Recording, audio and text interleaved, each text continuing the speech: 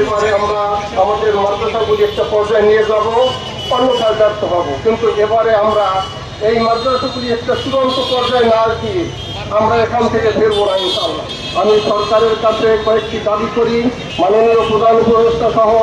যারা সরকারের নেতৃবৃন্দ আছেন, এই স্বতন্ত্র ইবতেদায়ী মাদ্রাসা যারা চান না সরকারি এই স্বতন্ত্র ইবতেদায়ী মাদ্রাসা সে যারা শুনতে পারেন না চুলকানি হয়, এ সমস্ত লোকদেরকে সরিয়ে শিক্ষক বান্ধব কিছু সচিব নিয়োগ দেওয়ার জন্য আমি সরকারের কাছে মিনতি জানাচ্ছি এবং অনতি বিলম্বে প্রধান উপদেষ্টা দেশে আমার সাথে সাথে আমাদের যে 1089টি মাদ্রাসার ফাইল আপনার কাছে দিয়েছেন তা স্বাক্ষর করার জন্য আমি বিনীত অনুরোধ জানাচ্ছি এবং যেই সমস্ত মাদ্রাসা বোর্ড থেকে স্বীকৃতিপ্রাপ্ত হয়েছে সকল মাদ্রাসাগুলি একই নিয়মে একই অবস্থায় এমপিভুক্ত করার জন্য আমি সরকারের প্রতি আহ্বান জানিয়ে